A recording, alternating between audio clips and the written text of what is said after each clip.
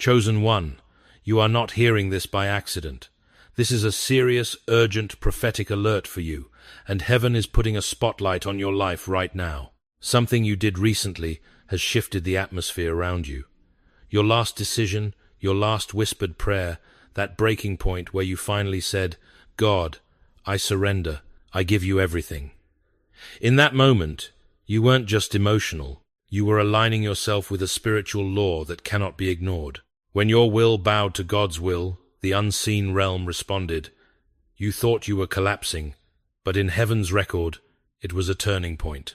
I am talking directly to you, the one who almost gave up, who cried in secret and wiped your face before anyone could see, who felt utterly tired of pretending to be strong. You reached the end of yourself and placed what you could not control into God's hands, and that act sent a shockwave through the spiritual realm. Angels were reassigned around your life. Old assignments of darkness began to lose their grip. From that moment, the headline over your life changed from barely surviving to divine intervention in motion. Because of that surrender, a message is now moving toward you, shocking, sudden, and good. It is not coming to destroy you. It is coming to reveal truth, to expose what has been hidden, to close the wrong doors and violently swing open the right ones. Some people will be surprised when they see what happens next. Some who thought you were finished will have to watch a reversal they cannot explain. But this next chapter is not about proving anything to them. It is about God fulfilling what He has quietly been preparing in you. So let me ask you, do you feel it in your spirit? That sense that something is about to shift, even if you cannot describe it yet? If this is resonating with you, do not stay silent. Agree with what heaven is doing. Declare it in the comments by typing 777. Tell me if this describes where you are, and if this word hits your spirit, like this video, subscribe, and share it with someone who needs to wake up to the power of their surrender. When you finally said, God, I give you everything, heaven did not shrug and move on. In that moment of exhaustion and honesty, when your hands were shaking and your eyes were burning with tears, something far greater than your emotions was taking place. You were not simply collapsing. You were stepping into a spiritual law that has been true from the beginning. When a human will bends before the will of God, the unseen realm responds. You had spent so long trying to hold everything together by your own strength, trying to fix people, manage outcomes, predict betrayals, outrun disappointment. You made plans. You built backups for your backups. You rehearsed conversations in your mind, and still nothing felt secure. Then came that breaking point, where hiding your pain stopped working, where pretending to be fine became impossible, and one sentence slipped out of your soul: Lord, I surrender. That sentence, though it felt like defeat, was actually a declaration of alignment. It was not the language of a loser. It was the language of a son or daughter returning authority to their true king. In that instant, you were not just talking into the air. You were signing something in the spirit. You were handing back the steering wheel, the rights, the timelines, the revenge fantasies, the secret ultimatums you had given God. You were saying, you lead, I will follow, and heaven took you seriously. This is why that moment shook you more than your emotions. God has given you a real will, not a toy. He will not force it. He will not violate it, and He will not bypass it. So when your will, freely and consciously, bow and say, I choose your way over mine, the authority structure around your life changes. What had been locked up by your insistence on control suddenly came under divine permission. Places where angels had been restrained by your stubbornness opened up. Old demonic assignments that fed on your pride, fear, and self-protection began to lose their legal claim. You did not see all of this, but the shockwave was real. Think of it like a stone thrown into a still lake. Your surrender was that stone. The ripples are still moving outwards into conversations you have not yet had, rooms you have not yet entered, decisions other people will make that you do not even know are being influenced right now. C.S. Lewis, in his book Mere Christianity, wrote about this deeper reality of the Christian life, that God is not interested in simply making you nice, but in killing the old self and bringing to life a new kind of person altogether. He explained that the more we cling to our independent, self-centered life, the more we lose the very thing we are trying to protect. But when we hand that life over to Christ, we begin, for the first time, to become truly ourselves. Your surrender was not the end of your identity. It was the beginning of your real one. You laid down the version of yourself built on fear, on performing, on people-pleasing, on constantly scanning the horizon for danger. You released the identity that was shaped by trauma and disappointment, and you allowed God to start forming the version of you that was in His heart before the pain ever happened. That is why what you did was so threatening to the kingdom of darkness. As long as you were fighting for control, the enemy could predict you, manipulate you, push your buttons. But when you finally said, "I am done trying to be my own savior," you broke a pattern that had run for years. You chose trust over suspicion, obedience over explanation, worship over endless reasoning. That choice is what gave heaven room to move. The Bible teaches that it is impossible to please God without faith, Hebrews 11:6, and faith is exactly what your surrender was. It was not blind denial of reality. It was a decision to place reality into the hands of someone greater than you. You did not have all the answers, but you chose the answerer. You did not know how the story would unfold, but you chose the author. From the outside, people might have seen you crying, withdrawing, going quiet, and they assumed you were just broken. They did not hear the covenant being renewed under your breath. They did not see the way your whispered yes echoed in courts they have never walked into. They did not feel the air shift when you finally let go of needing to control what others think, what others choose, how others treat you. Yet in the presence of God, that moment stands like a monument. It is recorded. It is remembered. It is the reason the next chapter can legally begin.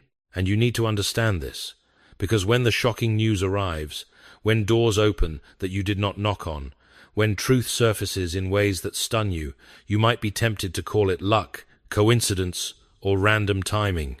But there is nothing random about it. The headline in the spirit, on the day you surrendered, was not failure. It was alignment. That act of laying down your will was the key that turned in the lock. That is why the message is now on its way to you. Not because you have been flawless, but because in your weakness, you chose to bow instead of break. This is the spiritual mathematics behind what is coming next in your life. What is coming toward your life right now is not a soft, comfortable memo. It is a disruptive announcement from heaven that will collide with your plans, confront your assumptions, and expose what has been hidden in the dark. It is shocking, not because God enjoys chaos, but because His intervention must cut through layers of lies, denial, and delay that have built up around you over the years. When heaven calls something urgent, you cannot afford to treat it as optional background noise. There is a message on its way to you that will make you stop in your tracks, sit down, and say, "Everything just changed. This is serious, this is weighty, and this is good." You need to understand that the shock factor is part of the mercy. If God whispered this gently and slowly, you might talk yourself out of it. You might rationalize it away, cling to what is familiar, and stay bound in the same cycles that have been draining you for years. So instead, He is sending something that will hit like a sudden turn in the road, like a phone call, a confession, a revelation, a decision made in a boardroom you were not in, but that still shifts your life. You may hear words you never expected to hear, see documents you were never supposed to see, and witness a door swing open that everyone else said was permanently sealed. It will surprise you, maybe even scare you for a moment, because it cuts across the script you had quietly written in your own mind about how your life would go from here. But hear this clearly. This is not a catastrophe. It is an interruption designed to save you from a quieter, more deadly catastrophe of staying stuck where you do not belong. There are things hidden around your life right now, conversations behind doors, motives behind smiles, spiritual atmospheres behind familiar places. This message that is coming will begin to drag some of those things into the light. It may reveal why a certain door never opened, why a relationship always left you feeling small, and why opportunities slipped through your fingers at the last second. It may expose deception, manipulation, or double standards that you blamed yourself for. It may confirm that what your spirit felt was wrong really was wrong, even when others tried to gaslight you into believing you were overreacting. This is why you must be prepared. Revelation is beautiful, but it can also be jarring. When truth shows up uninvited, it can rearrange loyalties, schedules, and identities. Some people you trusted may be unmasked. Some paths you were walking may be cut off. Some dreams you thought were dead may suddenly be called back to life. And all of that happening in a concentrated window of time will feel intense. But it is intensity with purpose. This shocking news is also a realignment. Think of your life as a train that has been forced to travel on a track that was never fully meant for you. You have still moved, you have still learned, you have still grown, but something has always felt slightly off, slightly constrained, slightly wrong in your spirit. The message on its way is like a divine switch of the tracks. It reroutes you. It may appear at first like a delay, a complication, or an inconvenience, and the enemy will try to whisper that God is punishing you, that you are losing ground, that you made a mistake by surrendering. But the truth is the exact opposite. Because you surrendered, you have permitted God to stop the train, switch the rails, and send you in the direction He intended all along. Yes, it will be shocking, because you have grown used to surviving on the wrong track. You have normalized dysfunction, minimized your own pain, and explained away red flags as just the way things are. When God interrupts that, it feels like an earthquake. The ground you were standing on begins to tremble, the walls you were leaning on begin to crack, and suddenly, you see that what you built your sense of stability on was never as stable as you thought. Do not confuse the collapse of false stability with the loss of real security. The real security of your life is not in that position, that person, that system, or that paycheck. It is in the one who saw you at your breaking point and heard your surrender. That is why this message is on its way in the first place. You did not trigger it by being perfect. You triggered it by finally letting go. This is also why you cannot dismiss what is coming as luck or coincidence. You will be tempted to. When the offer comes, when the truth comes out, when the apology arrives, when the door opens or closes with unusual force, your mind will reach for natural explanations. Maybe it was just timing. Maybe it would have happened anyway. Maybe I'm reading too much into this. But deep in your spirit, you will know, this is different. This carries the scent of something orchestrated, not random. The pattern of events, the precision of the timing, the way multiple factors line up at once.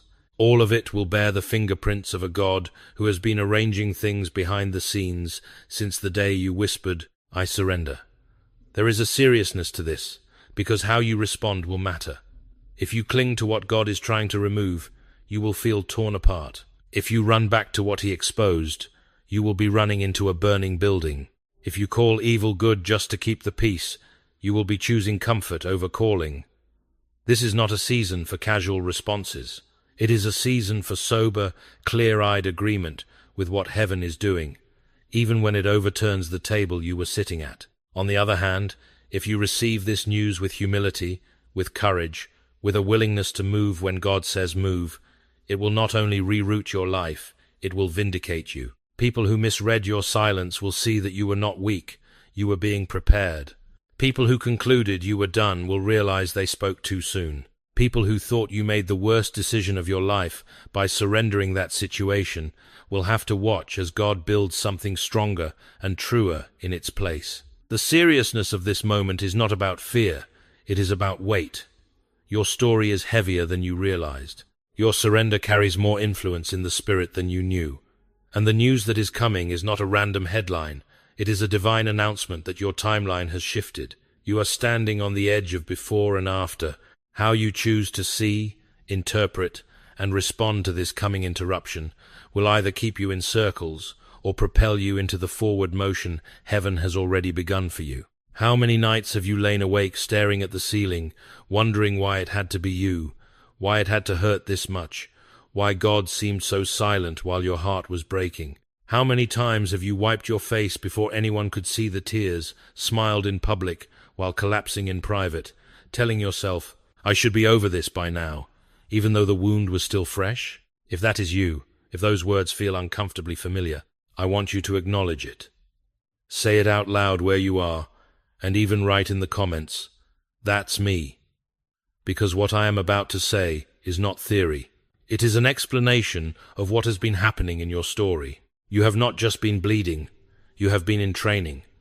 You have not just been abandoned, you have been separated for a purpose. You have not just been overlooked, you have been hidden on purpose by a God who refuses to let your destiny be cheapened by the wrong hands. For a long time, it felt like life was happening to you, not for you. People you trusted walked away when you were at your weakest. Opportunities you thought were finally it slipped through your fingers without warning. You tried to explain yourself, tried to fix things, tried to hold on to connections that were draining you, because the idea of being alone with your pain was terrifying. And so, when things fell apart anyway, you didn't just feel sad. You felt humiliated, like you had misheard God, misread every sign, misjudged every person. In those seasons, it is easy to conclude, I failed, I chose wrong, I must have ruined God's plan. But the truth is far deeper and more precise than that. There is a difference between destruction and pruning. Destruction is meant to leave you ruined. Pruning is painful, but it is surgical. It removes what will limit your future fruit. What you walked through was not random destruction, it was targeted pruning. The relationships that fell apart, the doors that slammed shut, the groups that quietly excluded you, the places where your name was not invited to the table, all of that felt like rejection. In reality, much of it was protection you did not recognize, because it did not come wrapped in comfort. Think of how many times, looking back, you can now see red flags you ignored, comments that revealed more than you wanted to admit, and atmospheres that never sat right with your spirit. Yet you stayed, because you were loyal, hopeful, afraid of starting over, or convinced that this was the best you would ever get. So when God stepped in and allowed certain things to shake until they broke, it felt like cruelty. But from his vantage point, he was rescuing you from being permanently tied to people, places, and patterns that could not hold the weight of who you are becoming. During those hidden years, while you thought nothing was changing, everything inside you was being restructured. Your threshold for pain increased, but so did your compassion. Your ability to discern shifted from a superficial reading of behavior to a deeper sensing of spirit. You learned the difference between charisma and character, between loud promises and quiet consistency. You learned what it means when someone's actions do not line up with their words, and your tolerance for being spiritually and emotionally manipulated began to die. All of that hurt, but all of that was curriculum. The scripture says that God works all things together for the good of those who love him and are called according to his purpose. Romans 8:28. All things includes betrayal, misunderstanding, delays, and closed doors. It does not mean every event is good in itself, but it does mean that in the hands of the Master, nothing is wasted. Your worst nights are not exempt from the all. The days you could barely breathe from disappointment are not exempt from the all. The seasons where you were surrounded by people, yet felt completely unseen, are not exempt from the all. They are raw material in the hands of a God who refuses to let your suffering be pointless. While you were questioning your worth, he was strengthening your backbone. While you were asking why you were not invited to certain rooms, he was preserving you from forming soul ties with agendas that would have diluted your calling. While you were replaying conversations and wondering what you could have done differently, he was teaching you to recognize patterns of control and manipulation so that when new doors open, you will not naively walk into the same traps wearing a different costume. This is why what you have endured is so serious. It is not just about healing your heart, it is about shaping your discernment. You are being trusted with more in the future, and more requires depth. Shallow roots cannot hold up a tall tree. You ask God to use you, to bless you, to bring you into more, but you did not realize that meant he would have to deepen your roots through seasons where you had no choice but to cling to him. If the shocking news and the new doors we talked about came into your life while you were still desperate for human approval, still willing to betray your own peace just to stay connected, still addicted to the familiar, no matter how toxic it was, the very blessing meant to lift you could have crushed you. So instead, God let some things break while he held you together. He allowed you to feel the sting of no, so that you would be able to recognize and protect the yes that is on its way. In secret, he has been maturing your responses. You used to chase explanations. Now you are learning to rest in his character. You used to beg for closure from people. Now you are learning to find closure at the feet of God. You used to go back to what broke you, over and over, because you hated the discomfort of letting go. Now you are starting to see that sometimes the greatest act of faith is refusing to return to the place where your soul was slowly bleeding out. The training has been intense, but it has not been random. It has been customized to your calling. You have been learning how to stand when no one claps, how to worship when no one understands, and how to obey when no one else sees the instruction you received. Those are not small lessons. Those are the very muscles you will need when the message arrives and your life begins to shift in public ways. You will need the ability to move with God without needing everyone's approval. You will need the courage to walk away from offers that glitter but do not carry his peace. You will need the clarity to recognize that just because someone suddenly wants access to you after God elevates you does not mean they are meant to walk with you. Right now, as you think back on the last season, I want you to see it differently, not as wasted years, but as a hidden boot camp. Not as proof that God ignored you, but as evidence that he was willing to do the harder, slower work of building you from the inside out. If you are starting to sense that your pain had a purpose, that the tears and the silence and the lonely nights have been part of a larger story, I want you to agree with it, not just in your mind, but with your words. Say it where you are, and if you can, write it in the comments as a declaration of faith. My pain will not be wasted. Stepping into a new season with God is not like walking onto a soft, well-lit stage where everyone is clapping for you and everything is easy. Very often, it feels more like stepping through a door into bright light after you have been in a dark room for a long time. Your eyes hurt. Your balance is off. Your first instinct might even be to go back into the dark just because it feels familiar. The news that is coming to your life, the shift that heaven has already set in motion, is going to pull you into that bright place. It will confirm things God has whispered in secret and confront patterns that have been silently shaping you. This is why you cannot just drift into this season. You have to walk into it awake. When things start opening, when truth starts surfacing, when influence, opportunities, or reconciliation begin to knock, there will also be new pressures. People who never noticed you before may suddenly want access to you. Old distractions may reappear dressed in more attractive clothing. The enemy does not resign just because God promotes you. He adapts. So this part of the journey is not just about receiving what God is sending, but about knowing how to carry it without losing yourself. You have already been in training, but now you must apply what you have learned in real time. One of the greatest dangers in a season of acceleration is assuming that open doors are always good doors. A door can be open and still be wrong. A person can be impressed by you and still be unhealthy for you. A platform can be large and still be unsafe for your soul. When God begins to move visibly in your life, pressure will rise to say yes quickly, to seize everything, to prove that you are not wasting your moment. But the same God who is accelerating you is also the God of order and wisdom. He is not calling you into chaotic striving. He is calling you into focused obedience. That means you will need to slow your reactions even as he speeds up your steps. You will have to check the motives underneath your decisions. Am I choosing this because I sense God on it, or because it soothes my insecurity? Am I walking through this door because there is peace in my spirit, or because I am afraid of missing out? C.S. Lewis wrestled deeply with this kind of inner testing in his own life.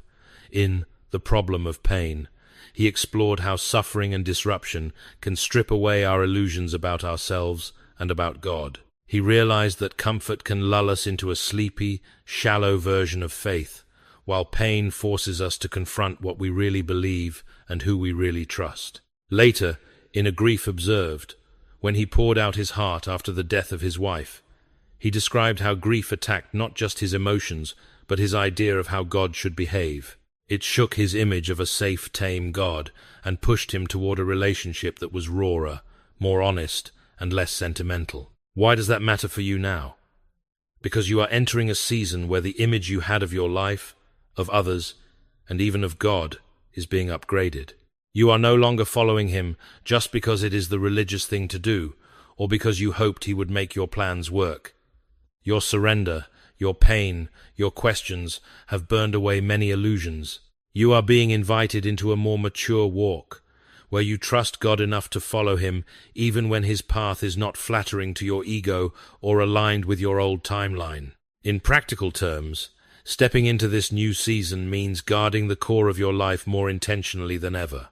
Your time with God in prayer and in His Word cannot be an afterthought now. When things begin to move quickly, the temptation is to neglect the secret place because you feel the pull of emails, messages, invitations, and demands. But the very acceleration that is coming will expose every crack in your foundation. If you allow your schedule to expand while your time with God shrinks, the weight of the new will rest on an old, weakened base. You cannot afford that. You will need the stillness of His presence to sort through the noise, to separate genuine opportunities from cleverly packaged traps, to recognize His no, even when everyone around you is shouting yes. You will also need to become ruthless about the voices you give authority to. In the last season, you learned to survive without certain people. In this one, you must learn to discern who is safe to walk with at a new level. Not everyone who applauds your breakthrough is committed to your wholeness. Some people are drawn to light for what it can do for them, not for what it means in the kingdom of God. You are called to love many, but trust few. Pay attention to who was there in your valley, not just who appears in your spotlight. Watch whose counsel pulls you closer to dependence on God, and who subtly encourages you to depend more on your own image, your own strategy, your own ambition. As this message unfolds in your life, and the shock of God's intervention starts rearranging things, you will constantly face three kinds of voices. There will be the voice of fear, always catastrophizing, always predicting loss, always telling you that, if you obey God, you will end up alone or ashamed. There will be the voice of ego, always centering you, whispering that this is your chance to prove yourself, to silence critics, to build your own name. And there will be the voice of the Spirit, sometimes quieter than the others, but carrying a substance that the others do not. His voice will not always tell you what you want to hear, but it will bring a deep, anchored peace, even when he leads you in a direction that stretches you. This is where everything you have learned in the dark will pay off. You know what fear feels like now. You know what manipulation feels like. You know what it is to be praised on the outside, but uneasy on the inside. Use that knowledge. Let the red flags you ignored before become non-negotiable warnings now. If a door requires you to betray the convictions God formed in you in the last season, it is not your door, no matter how glittering it looks. If a relationship demands that you silence your spirit to keep the peace, it is not your people, no matter how spiritual they sound. The acceleration God is bringing is not random busyness. It is focused movement toward the purposes He marked over your life. That means saying no will be as holy as saying yes. It may mean turning down something that makes everyone else impressed with you because the Holy Spirit is not giving you peace about it. It may mean choosing a path that looks smaller in the eyes of people but is heavy with God's presence. You are not being elevated so you can finally do what everyone else does. You are being positioned so you can finally do what you were actually born to do. And when the shocking news arrives, when the shifts begin, when the invitations come, you will have choices to make. Will you move at the pace of pressure or at the pace of obedience? Will you chase the appearance of success or the reality of God's will? Everything that has happened so far, the surrender, the training, the breaking, the hiddenness, has been preparing you to answer those questions, not just with your words, but with your life. You have heard the teaching, you have walked back through your own story, and you have felt something in your spirit respond to what heaven is saying. Now we come to a holy moment. This is not just the end of a message. It is an altar in time where you stand between what has been and what is about to be. You are not the same person who started this journey. The one who began this season was still trying to hold everything together, still apologizing for existing, still second-guessing every nudge from God. But step by step, through surrender and breaking, through hidden training and unexpected clarity, you have been changing. You may not feel different yet, but in the spirit, you are not standing in the same place. Your surrender has been heard. Your pain has been collected. Your process has been honored. And because of all of this, a message has been set in motion toward your life, a shocking, sudden, good announcement that will expose what needs to be exposed, close what needs to be closed, and open what needs to be opened. This is serious. This is not a casual update. It is a sign that your timeline has shifted, that the chapter of mere survival is giving way to a chapter of purposeful movement. But you are not meant to walk into that chapter in your own wisdom or your own strength. So right now, wherever you are, I want you to become aware of the presence of God. If you can, place your hand over your heart as a physical sign, and let these words become your own as I pray over you. God, I lift this precious life to you, the one who has been listening, the one who has surrendered, the one who has cried in secret and still chosen to trust you. You see, every night they thought no one noticed. Every day they pushed through with a smile while their chest felt like it was breaking. You have watched them lay down control that once felt like their only protection. You have watched them leave behind what was familiar but toxic, without a full picture of what would come next. And you have not been distant in any of it. Right now I ask that your peace would begin to settle over their mind like a holy weight. Silence the racing thoughts. Quiet the rehearsed fears.